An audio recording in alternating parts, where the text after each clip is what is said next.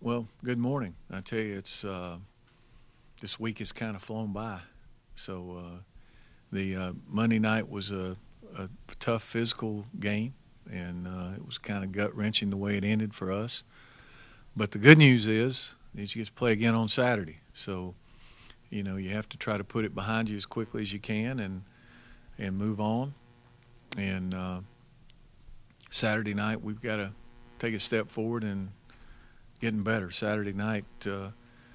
Every team will have some good players, and I'm sure Presbyterian will have some guys as well. But Saturday night's about Georgia Tech. It's about us moving forward and improving in a lot of areas that we need to improve in.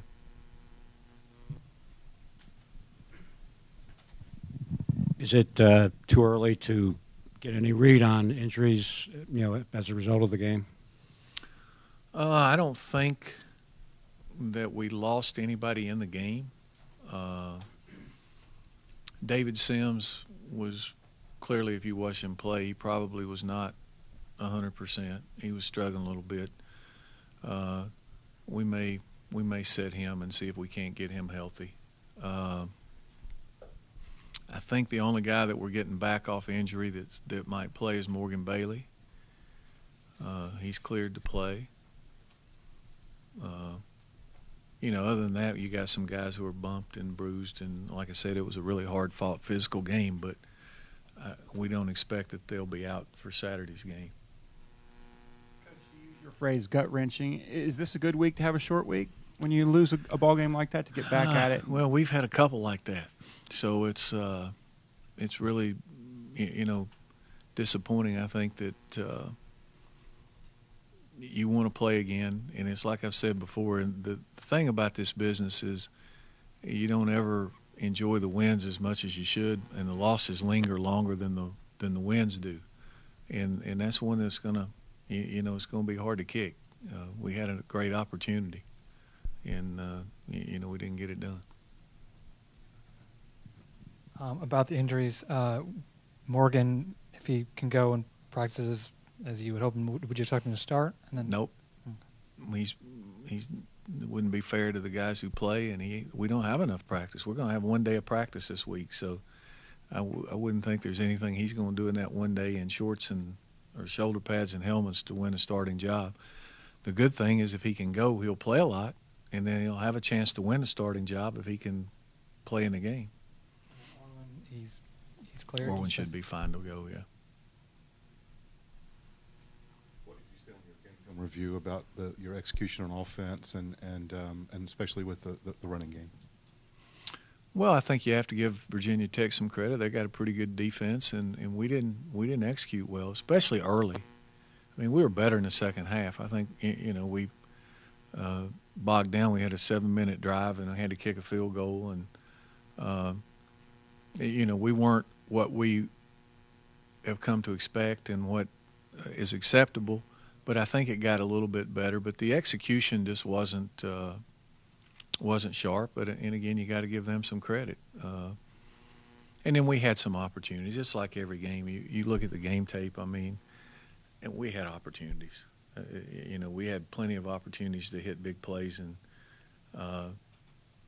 get the ball in the end zone. And I'm sure they could say the same thing when they look at their tape. But it's you just got to get it done, and we didn't get it done. Is the receiver position one that's still being evaluated? They're all being evaluated. Yeah, every position. You had said about the B-backs that you didn't quite see what you wanted. Having a chance to look at the film, is there something you saw that wasn't happening or was happening? Or Yeah, there was a lot I saw that I didn't like. But not just at that position. I mean, there were several positions, and we've got to do a better job coaching those guys. So, my take on that is if one or two guys is, not doing what you like, then they got an issue. If it's more than one or two guys, then we've got an issue. So we've got to work and make sure that we help those guys play better. Coach, we hear all the time in sports how important it is to move on to the next play, forget the last play. Same thing with a game. Yep. Move on. That said, Tevin's last play in that game was one he'll have a hard time forgetting. Do you have a role in helping him move on from that kind of a play? Well, Tevin's played a lot of football and been in a lot of games, and it's like anything else. I mean, somebody asked me, what did I say to him after the game? I didn't say anything to him after the game. I mean, the kid's trying to make a play. You know, everybody who was it ill-advised? Probably. But at the same time, if he'd have thrown it up like that and one of our guys had caught it, everybody would be screaming about what a great play it was. And, you know, he certainly made some plays in the fourth quarter to get us down there to take the lead. He made a heck of a play on fourth down to throw to BJ, and, you know, he had a nice run on a quarterback draw. So he made some plays. I tell our guys all the time, one play does not win or lose a game usually. There's a myriad of plays in that game that could have changed the outcome. The biggest issue I would have with him, clearly you wouldn't want him to throw the ball, but that's playing. He's out there playing and he's trying to throw the ball away. It was just to stay in the pocket a little bit, you know, before you bolt, because we had a guy coming wide open. The guy was wide open, but we couldn't see him because we bolted out of the pocket. Coach, you talk about the kicking game. Scully and Poole as a punting unit seems as much of a weapon, special teams, as you've had. Talk about the play of the special teams as far as flipping the field. Well, we kicked the ball better. You know, for the most part, the opening kickoff wasn't great. We let them run it back out to about the 35-yard line. And we got one punt down on the one, but we didn't get anything out of it right before half because we let them make the first down and the half ended. The rest, I would say, was just okay. And, again, I looked at the tape. We're lucky we didn't get 2 punts blocked because we turned guys scot-free. Now, it didn't happen, but there's still a lot of room for improvement in that. It's kind of like I was saying about the quarterback. If it's complete, he's a hero. If it's intercepted, he's a dog. Well, you know, if they don't block him, the special teams is good. But as a coach, when I look at the tape, it gives me heartburn to see we turn a guy loose. You know, he just didn't get there. So there's room for improvement in every aspect. Do you know what that number of efforts was and how many guys you got in the ground? We've got it. I don't know off the top of my head. We had several missed assignments like you would expect in the first game. You know, we had a lot of guys who haven't really played a lot meaningful. You know, we have a lot that has, but there was some. That was a pretty tough game to cut your teeth on. Pretty loud, pretty atmosphere, the hype of the game. You know, it's not the one that you want to be in for the first one probably. And we played like that early on. To that end, how do you feel like the wide receivers did? You know, not just as part of the passing game, but blocking. Not great, but they're no worse than a lot of the guys. Our guys who were most experienced weren't great either. So, you know, it was kind of a combination. I'm sure they'll be better this week. You know, the more they play, the better they'll get. And actually, Jabari, it looked like, played a pretty good game, particularly considering it was his first. He did okay. I mean, I think he had, you know, 4 or 5 tackles, and for a young freshman that's the guy that's the first game and thrown in there. That's a pretty big stage to play in your first game, and you know, I think he acquitted himself okay. You've said that this week is about Georgia Tech more than Presbyterian. How much time do you have for game planning this week? Is this a normal Monday today, and how do you work the week? Today will be a Monday practice. We'll go out in shorts and helmets and do a little air correction and introduce PC. Tomorrow we'll go out in shells and work on a game plan, and then we'll play. Hopefully the neat thing about what you do is you got a package and you don't have to change it. I mean, you know, if you're going to try to game plan every defensive look and every play they run, you're going to be in trouble. There's no way you're going to get it done. You might could get it done as a coach. There's no way those kids are going to get it done. So you got to go out and play your system. And you know, fortunately, I think we got a system, so we'll go out and try to correct what we did wrong, and it'll be pretty much the same plan. I mean, that's kind of the way we are every week offensively anyway. So that part of it makes it easier for us. Defensively, it might be a little more of a challenge, but you know, they got a base package. They'll have to go out and run their base package. Listening to Presbyterian Big South, their Brevard, did they play a similar spread option type offense? Yeah, they line up the same way. Yeah.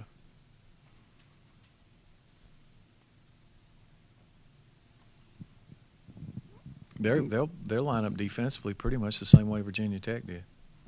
Looking at the tape, not a lot of difference. Yeah. Well, that's what I'm saying. But Brevard lines up.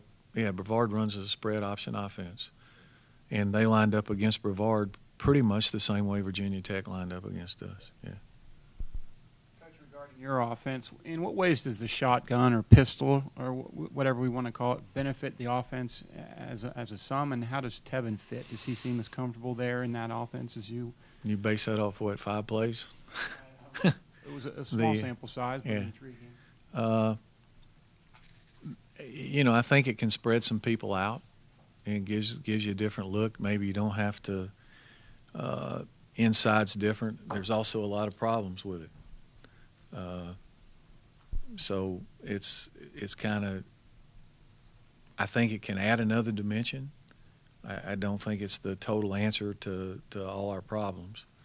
You know, we had a hard time blocking the linebacker on the run game out of the spread.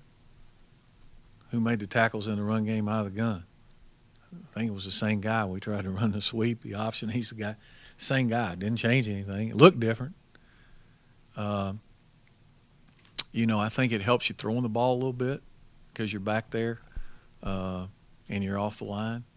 But it also limits what you can do. There's not you don't have as many running plays. You know, you don't have as many looks. And without getting too in depth, I'll give you a great example. The play that we scored on in regulation, the pass play with the crossers out of the gun, we hit. Take a look at the last one out of the flex with him under the center. The guy's wide open. Nobody took him. Out of the gun, they took him. They were chasing, but they took him. Out of the other one, because there's a threat of run or pass, nobody took him. And we didn't throw it to him, so nobody knows that. But, I mean, he was coming across there with nobody on him. They played – the guys on the other side chased their guys across, and the other guy's zone, there was nobody there. And that's why I'm saying it's similar. Could you see a little better maybe back there? But you also know that it's coming a little more when you're back there. So it's kind of a trade-off. But I think it can help us in situations. And we've worked on it, and we'll continue to work on it, and we'll use it some more as we get into it and try to have a package out of it that we can do for problems or in situations where we feel like it can help us.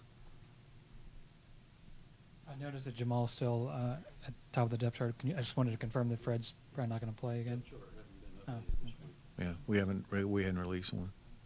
Would you expect Fred to? Probably not.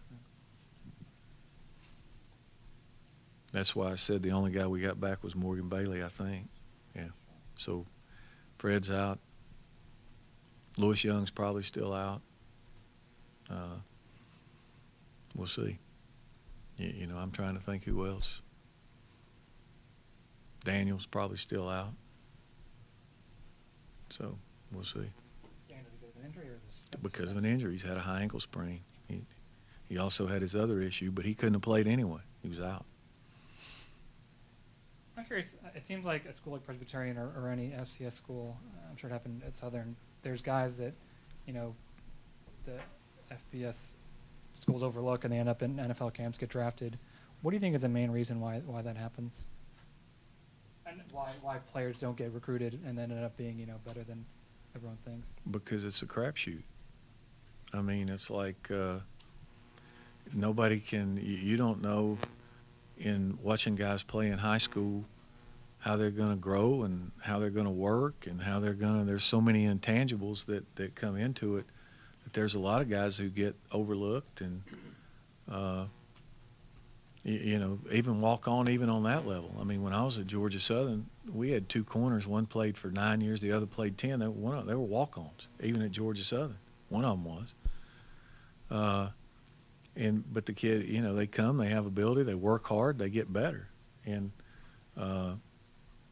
that's why you just can't tell. You watch Presbyterian on tape; they've got some good players. I mean, they got some guys that when you look at it, you can see that they could play probably at some different places. You hope that you have more than they do. You're supposed to. So that's kind of what you hope happens. But I'm sure they got a lot of kids from Georgia. They're going to come in here and they'll play hard now. Don't underestimate. I mean, we saw Gardner Webb come in here a few years ago with about 25 kids from Georgia, and they played their tail off, and we went out and showed up and barely got out of there alive. That's what happens. I mean, Virginia Tech, coming off the same kind of deal we're coming off of 2 years ago, got whacked by James Madison. I mean, it can happen now. Coach, in those cases where you got kids that either come through the smaller schools or were walk-ons and end up getting a sniff at the NFL level or being better college players than maybe some people thought, how often is it them being overlooked at the high school level versus some kids just really improve dramatically once they get to the college level, whether it's coaching or they grow or both? Well, I think it's some of both. I mean, I think it's a lot of both. I mean, recruiting has changed so much, but you know, you got all these services ranking recruits, and you take a kid who doesn't go to any of those camps or any of those combines or any of that stuff, well, he doesn't get ranked. And if I'm Southern Cal or Notre Dame and I'm trying to recruit Georgia, I don't have time to go to every school and check out every kid. I'm looking at them off list. I'm looking to see who they ranked as the best players and who they did, so they can get left out. And you have a lot of high schools where the coaches don't push them to go to those camps and combines, or financially they can't afford to go. And, you know, they might be playing for a team that's not great, and they just kind of slide through the cracks. And then other guys mature differently, and as they get older, they get bigger and faster and work hard, and then they just kind of go that way too. So it happens for a lot of reasons, I guess. Yeah, well, Kevin Cohn's a great example, and Kevin got better after he left here. I mean, you know, I saw Kevin after he finished playing here down in the locker room, and he'd put on 15 pounds, and I mean, he was chiseled up, and he looked great. And I was joking with him, and I'm like, "Dang, Kevin, you did that a little late. This was before he got into camp." And he's like, "Coach, I didn't have time. I was interning and mechanical engineering, and you know, and that's what he thought his future was, so that's what he was working on."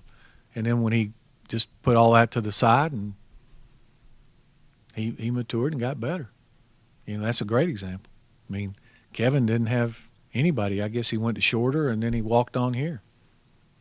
And now he's hopefully playing on Sunday. But he's a great success story. The other thing about Kevin Cohn is he's a great kid and a hard worker, and, you know, he's going to endear himself to whoever he's around, because you're never going to see him. He's not got a smile on his face, and I don't know if Kevin's ever had a bad day. You know, people like to be around guys like that. Can you confirm that Justin Moore was suspended last week? Is that correct? Can I confirm that? Yes, or can you? I don't know if I ever said anything about it. Did you ask me, was he suspended last week? Well, was he suspended last Yeah, week? he was. Now I can confirm it, yeah. Can you explain what the circumstances were? Not really. Broke team rule. On a lighter note, are we going to see those uniforms again, or are they we've seen the last light of day? No, I don't. I think we'll probably see him again sometime. You know, who knows? This week we may have some different ones. You know, my take on uniforms. To me, it's a lot about what the kids like and what the recruits like and those kind of things. We've got a lot of positive feedback on those uniforms from all our recruits and the high school kids, and you know, they don't come to me, or the generic email that comes I don't ever see, thank goodness. But I think that overall it was a positive, at least on our end from what we heard. I think, you know, whenever you change something, you're going to have people that like it and don't like it. I can't think of anything that's 100% that everybody's in agreement on anyway. So that's going to be the same deal.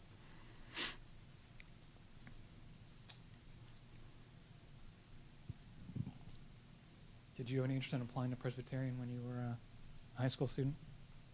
No. Didn't. That was out there. Where did that come from? I'll continue the interrogation. You're not Presbyterian by any chance, are you? No, I'm not.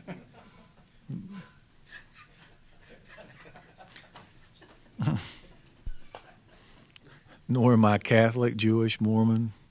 I think I'm Baptist. If that'll save you any more.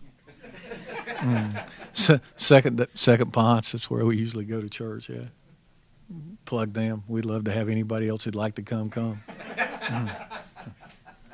time service? There's 2, actually.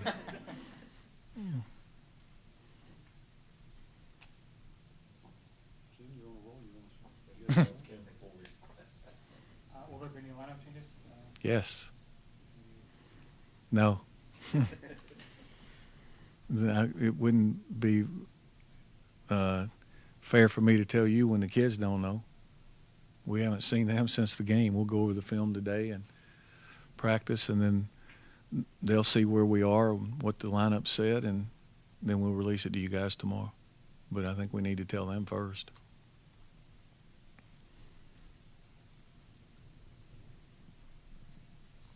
Last question. Do you have any desire to play any more of these games, like the one on Monday night, a league game to start off?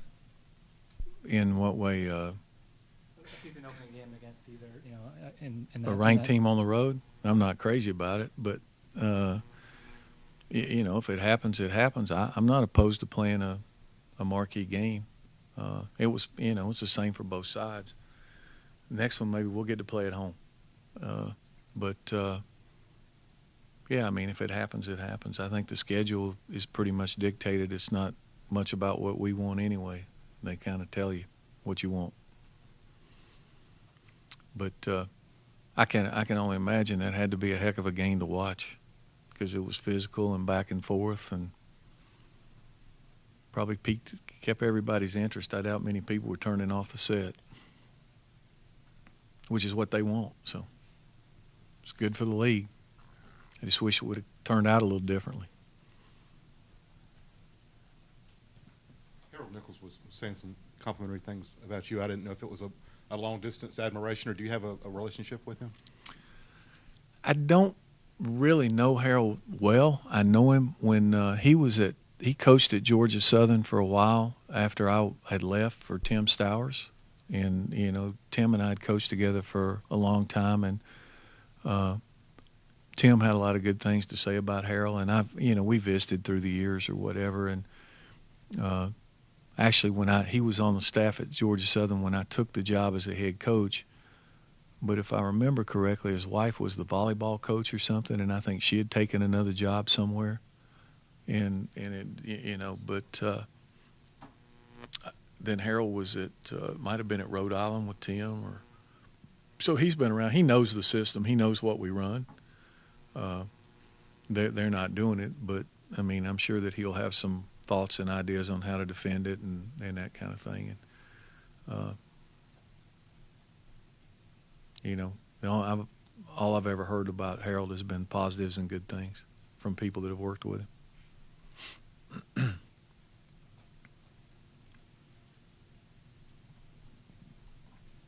Do one more question. Dean noted in the notes, I don't know if you saw, but the first night game that Tech played was against Presbyterian. I know that you're not a big fan of those. Can you explain just kind of your rationale for why you like the early starts?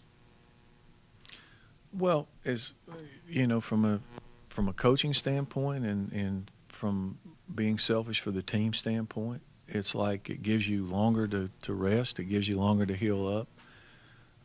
As a team, it gives those guys a little bit of downtime, because when you play at night, they're cooped up in the hotel all day.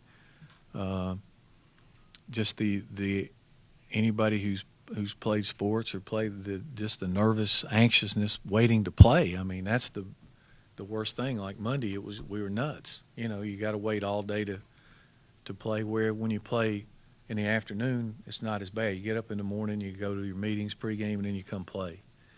From this playing standpoint, from the coaching standpoint, it's the same way. I mean, we get back typical week.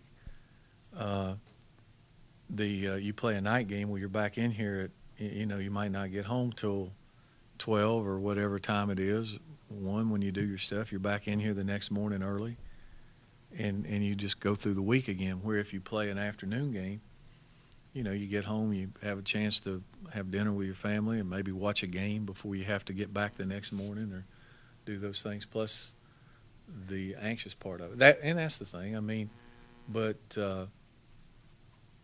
you play them when they're scheduled, and I certainly don't have any influence on when we play. So it's but given the druthers, you know, I was talking to Mike Kelly, who does it for the ACC, and we was joking before the Virginia Tech game, and he was laughing. He goes, every time I call a coach and tell them you got the afternoon game, they go, yeah. So I don't think I'm out of the norm on that. I think most coaches would rather play and get them over with. Do what? 9. We scrimmage at 9. 9 a.m. would be good. Yeah, I'd love 9. And the fans would have all day to tailgate after it was over. They could watch the game, sit in the yeah, it'd be great.